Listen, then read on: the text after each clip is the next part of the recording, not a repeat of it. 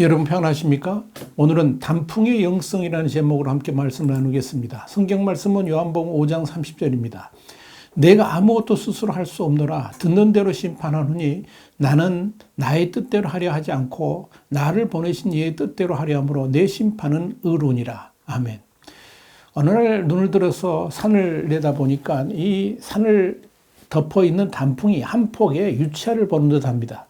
연한 잎사귀와 여기저기 흐드러진 꽃이 만발한 봄에 산이 수채화라 그러면 단풍으로 곱게 물든 가을산은 굵고 묵직한 터치로 작가의 열정을 드러내는 유채화 같아 보입니다. 그 힘있는 붓의 터치가 외로움으로 열어져 있는 많은 사람들의 마음에 위로를 얹어주고 또 강하게 그들의 마음을 만져주는 듯 싶습니다. 며칠 전에 뭉게구름이 걸친 산이 푸른 하늘과 겹쳐서 얼마나 아름다운지 넋을 잃고 쳐다보기도 했습니다.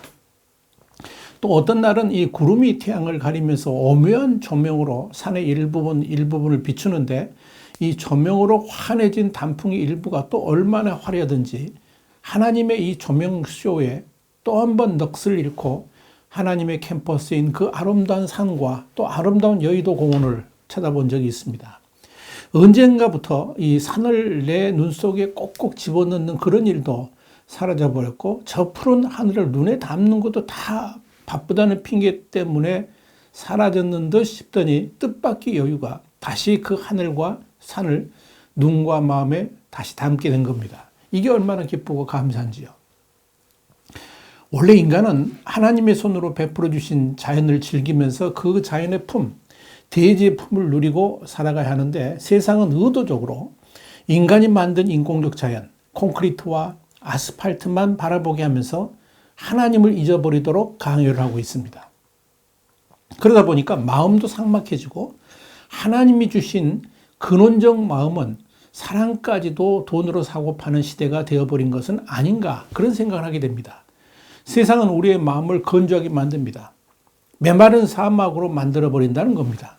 그러나 하나님이 베풀어 주신 자연은 우리의 마음에 생기가 돌게 만듭니다. 여유를 갖게 합니다. 싱그러움으로 돌아보게 만듭니다. 그렇기 때문에 우리들은 의도적으로 자연을 품에 안으려고 애를 써야 됩니다.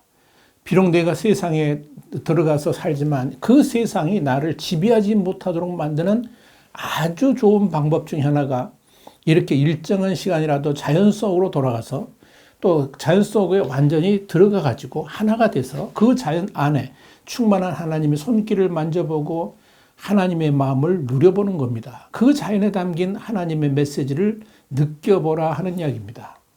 여러분, 매년 10월 중순경부터 언론 매체들은 이 단풍의 아름다움을 소개하면서 산으로 가라고 재촉을 하죠. 올해도 여느 때와 같이 단풍의 초대로 신문 지면이 요란합니다. 저도 지면으로나마 단풍을 즐기려고 산림 속으로 빠져들었습니다. 그러다가 단풍의 이 화려한 아름다운 뒤에는 가슴 시리도록 만드는 처연함이 있음을 다시 깨닫게 됐습니다. 잡시꽃 당신의 도종환 시인이 쓴 단풍 드는 날이라는 시에 이런 내용이 나옵니다. 버려야 할 것이 무엇인지를 아는 순간부터 나무는 가장 아름답게 불탄다. 제 삶이 이유였던 것, 제 몸의 전부였던 것, 아낌없이 버리기로 결심하면서 나무는 생의 절정에 선다. 그저 시인이 쓴 한 편의 시로 문장으로만 봤던 이 글이 단풍의 진면목을 알게 되면서 제 마음속 깊은 곳에서 소용돌이 치기 시작을 한 겁니다. 봄이 되면 다 죽은 듯 같아 보였던 그 나무에서 잎이 자라나기 시작합니다. 온열 햇볕이 따가울 때쯤이면 온통 푸르른 빛을 띤 잎사귀가 이제 본격적으로 나무를 먹여 살립니다. 그 초록 이파리가 부지런히 광합성을 하면서 나무를 나무답게 만들어줍니다. 그러다가 찬바람이 불면서 나무는 다시 겨울을 나기 위한 준비를 하기 시작합니다. 그 중에 하나가 나무의 물기를 빼는 겁니다. 그래야 한겨울의 모진 삭풍을 이겨낼 수 있기 때문에 그렇습니다. 그렇게 겨울을 이겨내려면 제 몸의 거추장스러운 부분들을 다 없애야 됩니다. 가을이 되니 나무를 먹여 살렸던 잎사귀가 이젠 거추장스러운 부분으로 대접받게 되는 겁니다. 이파리는 그런 운명을 다 알고 있습니다. 그래서 이파리는 나무로부터 떨어져 나갈 준비를 합니다. 스스로 몸을 태웁니다. 불타오르는 겁니다. 습기를 빼야 나무로부터 떨어져서 나갈 수 있기 때문에 그렇습니다. 바로 그 순간을 우리는 단풍이 든다라고 말하는 겁니다. 결국 자신의 사명을 다한 이파리는 물기를 빼고 건조시키면서 스스로 얼굴이 붉어지게 되고 또 나무와의 헤어짐을 준비하게 되는 겁니다. 그러다가 때가 이르면 스스로 떨어져 버립니다. 그것이 바로 낙엽인 것입니다. 알고 보면 단풍이란 자신의 사명을 다하고, 다시 말씀드려서 달려갈 길을 다 가고 나서 그 모든 승리의 월계관을 나무에게 씌워주고 스스로 사라져가는 헌신적 존재라는 것을 깨닫게 됩니다. 여러분, 그렇게 단풍이 쓰러져 갈 때의 마음이 어떠할까요? 자신의 사명을 다 했음에도 나무에 붙어 있지 못하고 스스로를 죽여야 되는 그 단풍의 심정이 어떨까요? 미당 서정주님은 그 단풍의 마음을 푸르른 날이라는 시에서 이렇게 노래를 했습니다. 저기저기 저 가을 꽃자리 초록이 지쳐 단풍 드는데 내가 죽고서 내가 산다면, 내가 죽고서 내가 산다면. 자, 내가 죽고서 내가 산다면. 단풍의 마음을 이보다 더 잘 표현할 수는 없을 겁니다. 내가 죽고서 내가 산다면. 제가 단풍을 통해서 얻었던 첫 번째 교훈은 바로 이겁니다. 한 작은 소년이 난치병에 걸린 여동생을 위해서 수혈을 해야 됐습니다. 소년은 2년 전에 같은 병에 걸렸다가 회복되었고 동생이 살 수 있는 유일한 방법은 병마와 싸울 수 있도록 오빠의 항체를 받는 것뿐이었습니다. 동생과 같은 희귀한 혈액형을 갖고 있었기 때문에 소년이야말로 이상적인 항체 제공자가 될 수 있었던 겁니다. 내 피를 동생 메리에게 줄 수 있겠니? 자, 의사가 그렇게 물었습니다. 대답하기 힘든 질문이었습니다. 오빠인 자니의 아랫입술이 떨렸습니다. 잠시 후에 자니는 방긋 웃으면서 이렇게 말을 했습니다. 물론이죠. 제 동생을 위해서잖아요. 침상에 나란히 누운 채 오누이는 병실로 들어갔습니다. 자니는 튼튼하고 건강했지만 동생 메리는 여유없고 창백했습니다. 서로 아무 말도 하지 않다가 동생과 눈이 마주치자 자니는 웃어버렸습니다. 간호사가 팔에 주사를 꽂자 혈액이 튜브를 타고 동생의 몸으로 흘러 들어갔습니다. 그때 자니의 미소가 잦아들었습니다. 그 힘든 과정이 거의 끝나갈 때까지 그 방안은 내내 조용하기만 했습니다. 그때 자니가 말을 꺼냈습니다. 선생님, 저는 언제 죽나요? 소년이 동생을 살리기 위해서 일생일대의 각오를 하고 있었다는 사실을 깨닫고 의사는 할 말을 잃었습니다. 벤 패터슨이 쓴 내가 매일 기쁘게 나오는 이야기입니다. 이 오빠 자니의 마음이 바로 이것입니다. 내가 죽고 내가 산다면. 이것을 우리는 살신성인의 마음이라고 합니다. 또 약하기는 하지만 희생정신이라고 말하기도 하고 헌신의 정신이다 이렇게 말을 하기도 합니다. 그런데 이 살신성인의 마음, 내가 죽고 내가 산다면의 마음은 어디로부터 비롯된 것일까요? 우선 그 마음의 근원은 하나님으로부터 비롯된 것이라는 것입니다. 예수 그리스도께서는 우리를 구하시려고 십자가 위에서 돌아가셨습니다. 바로 이 마음입니다. 내가 죽고서 내가 산다면.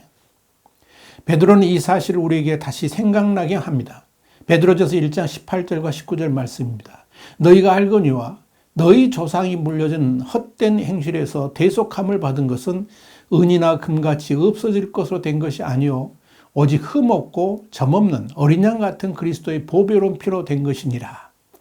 바로 그 하나님의 마음을 우리 모두에게 심어주셨습니다. 부모가 되어보면 그 마음이 나타납니다. 내가 죽고서 내가 산다면. 제 아들이 아주 어렸을 때 갓난아기일 때인데요. 레고 놀이를 하다가 뒤로 넘어져서 머리를 다쳤습니다. 머리에 열이 펄펄 끓어서 대학병원 응급실로 급히 데려갔습니다.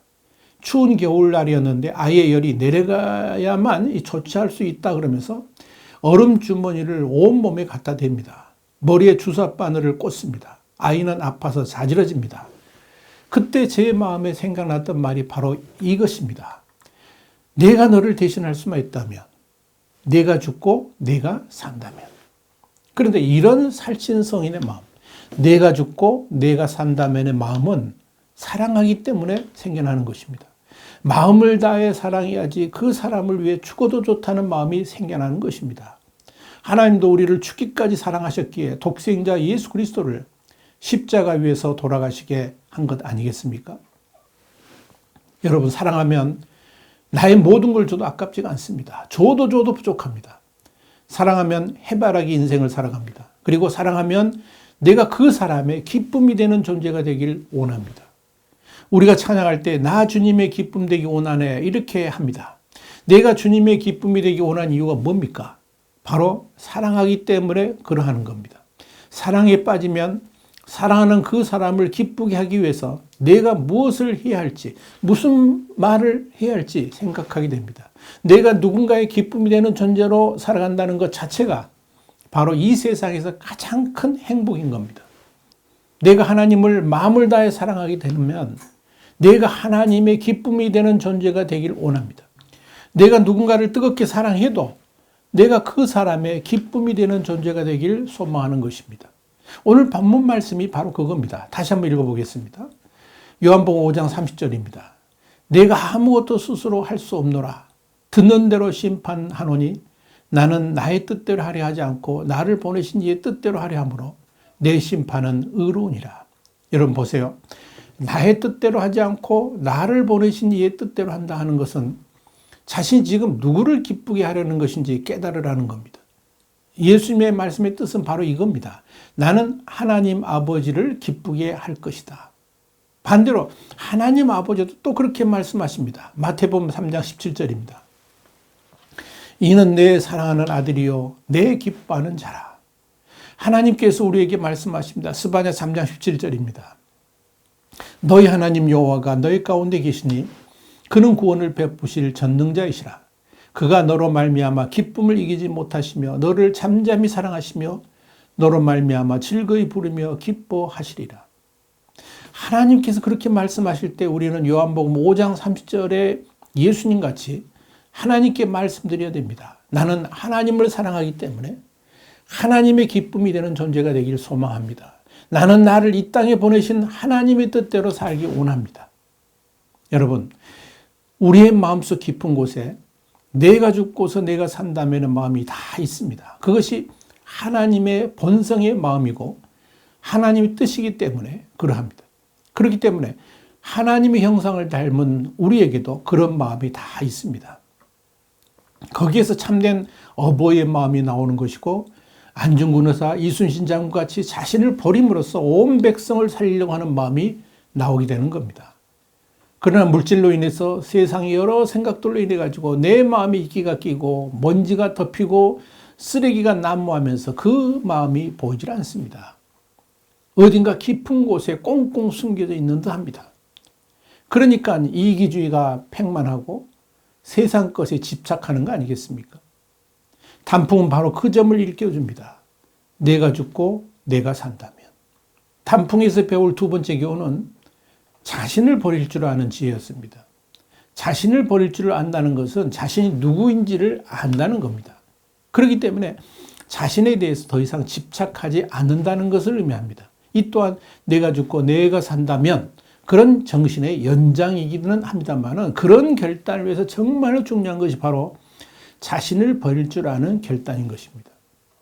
사랑하는 여러분, 인생을 제대로 사는 지혜 중에 중요한 하나가 심플하게 사는 겁니다. 너무 복잡하게 살지 말라는 겁니다. 토지의 작가 박경리 씨가 그런 말을 했습니다. 책 제목이기도 합니다만 버리고 갈 것만 남아서 행복하다. 단풍은 그의 삶을 나무를 위해 바칩니다. 특별한 치장도 하지 않습니다. 그럼에도 봄, 여름에는 푸름으로 빛납니다. 사람들의 마음을 싱그럽게 만듭니다. 자신을 위해 뭔가를 쓰지 않고 철저히 본체인 나무를 위해서 모든 걸 다 바칩니다. 이타주의적 삶의 절정인 겁니다. 그러다가 가을이 되면 자신을 버릴 준비를 합니다. 그러면서 그의 온몸이 빨갛게 노랗게 불타오릅니다. 결국 본체인 나무를 위해서 자신을 버리는 겁니다. 모든 것이 그에게서 나왔기 때문에 그를 위해서 살다가 그를 위하여 자신을 버립니다. 전적인 헌신입니다. 단풍이 저에게 우리에게 깨닫기를 원하는 교훈이 바로 이것 아니겠습니까? 모든 것이 하나님으로부터 났는데 그를 위해 살다가 그를 위하여 모든 것을 버릴 줄 아는 그 마음이 우리에게 과연 얼마나 있는가 하는 겁니다. 또 강조합니다만 자연은 글로 쓰여지지 않은 하나님의 메시지이기 때문에 단풍에게서 그 하나님의 음성을 듣게 되는 겁니다. 그러니 회개하지 않을 수 없게 됩니다. 여러분, 삶의 우선순위를 잃어버리는 순간에 탐욕이 스며듭니다. 집착이 끼어듭니다. 그럴 때마다 우리의 영이 둔탁해집니다. 육신이 무거워집니다. 그러다가 점점 수렁에 빠지게 되면서 우리가 무엇 때문에 사는지, 무엇을 위해 살아가야 하는지 그 방향성마저 잃어버리게 되는 겁니다. 그러니까 쉽게 자신을 버리지 못하는 겁니다. 그런데 단풍은 우리에게 조용한 예침으로 다가옵니다. 지금의 나를 있게 해준 저 나무, 저 본체의 나무, 그 나무를 위해 살아도 그를 위해, 죽어도 그를 위해 그렇게 살아가야 되지 않겠나 하는 겁니다. 내가 진정 그로 말미암았다면 그를 위해 자신을 버리는 것이 마땅하지 않겠냐 하는 겁니다. 어떻습니까? 참 오래전 이야기입니다만 제가 자주 시청했던 프로그램 가운데 파랑새라는 희망 특강이 있었습니다. 유명한 사람을 선정해가지고 그의 인생에서 얻게 되는 교훈을 나누는 프로그램이었는데 유명한 가수 패티김 시간에 패티김이 이런 말을 한 것이 기억납니다. 일몰은 일출보다 태양의 크기가 10배나 크다고 합니다. 자신을 불태우고 마지막을 보내는 일몰처럼 바로 그 일몰처럼 인생의 마지막을 보내고 싶습니다. 그렇습니다. 정말 그렇게 보내야 되지 않겠습니까? 사실 세상 모든 것이 다 마지막이 가장 아름답다고 말합니다. 일출이 18세 소녀의 얼굴처럼 싱싱하고 예쁘다면 태양을 길게 늘어뜨린 일몰은 중후한 화려함이 일품입니다. 그런데 단풍도 그러합니다. 단풍이 막 드는 순간보다 끝물이 정말로 곱습니다. 며칠간 단풍을 쳐다보니까 하루하루가 다르더니 그 화려함이 절정에 오를 때가 있습니다. 그때가 바로 떨어지기 직전인 듯합니다. 그 단풍을 보면서 저는 생각을 했습니다. 우리의 인생이 얼마일지 모르나 저렇게 아름답게 저렇게 황홀하게 불타오르는 삶을 살아가야 되겠구나. 많은 사람들이 인생의 노년을 시들어간다라고 표현합니다. 그러나 단풍은 그렇게 말하지 않습니다. 그때가 가장 온숙한 때고 곱디곱게 타오를 때라고 말합니다. 그렇게 마지막 순간에 더 불타오르기 위해서라도 지금 이 순간순간에 최선을 다해야겠다는 생각을 하게 되는 겁니다. 씨도 뿌리지 않고 열매를 거둘 수도 없기 때문입니다. 일몰과 단풍, 이 단어를 떠올리는 순간 저는 사도 바울이 떠올랐습니다. 디모데후서 4장 6절과 8절 말씀, 그리고 일몰, 단풍, 이 영상이 겹쳐진 겁니다. 전제와 같이 내가 벌써 부어지고, 여기서 전제라는 것은 기름이나 포도주를 제단에 부어서 하나님께 드린 제사를 말합니다. 그러니까 사도 바울은 일생의 삶을 하나님의 제단에 붓는 제물로 생각했다는 겁니다. 바울은 그의 마음속 그리스도의 제단에 그의 삶 전체를 제물로 부은 겁니다. 계속해서 보겠습니다. 나의 떠날 시각이 가까웠도다. 나는 선한 싸움을 싸우고 나의 달려갈 길을 마치고 믿음을 지켰으니 이제 후로는 나를 위하여 의의 멸관이 예비되었으므로 주 곧 의로우신 재판장이 그날에 내게 주실 것이며 내게만 아니라 주의 나타나심을 사모하는 모든 자에게도니라. 아멘. 그렇습니다, 여러분. 우리도 인생의 마지막 시기에 사도 바울과 같이 우리의 지나온 길을 바라보면서 하나님 나라를 위해서 최선을 다한 삶을 살아왔노라고, 하나님 나라를 위해 모든 걸 다 바친 인생을 살아왔노라고 고백할 수 있다면 또 그렇게 할 수 있어야 되지 않겠는가, 그런 생각을 하게 됩니다. 그래야지 하나님을 만날, 또 주님을 만날 행복한 소망을 가질 수 있지 않겠느냐 하는 겁니다. 그러기 위해서라도 단풍과 같이 열정 있는 삶을 살아가야 됩니다. 모든 걸 다 쏟아붓는 그런 뜨거움이 있어야 된다는 겁니다. 그런 열정으로 살아갈 수 있게 되기를 간절히 소망합니다. 오늘도 저는 단풍을 생각하면서 저의 신앙생활을 돌아봅니다. 정말 고개를 들 수 없습니다. 그저 부끄러울 따름입니다. 마치 단풍 한 잎이 제 마음에 떨어지면서 너도 나처럼 살아보지 않겠니? 이렇게 말을 하는 것 같습니다. 그래서 다시 한번 마음에 다져봅니다. 내가 하나님으로부터 비롯된 존재이기 때문에 하나님 뜻대로 살아야 되겠다. 그 하나님을 기쁘시게 하는 존재로 살아야 하겠다. 정말 중요한 것이 무엇인지 분별하며 살아야 되겠다.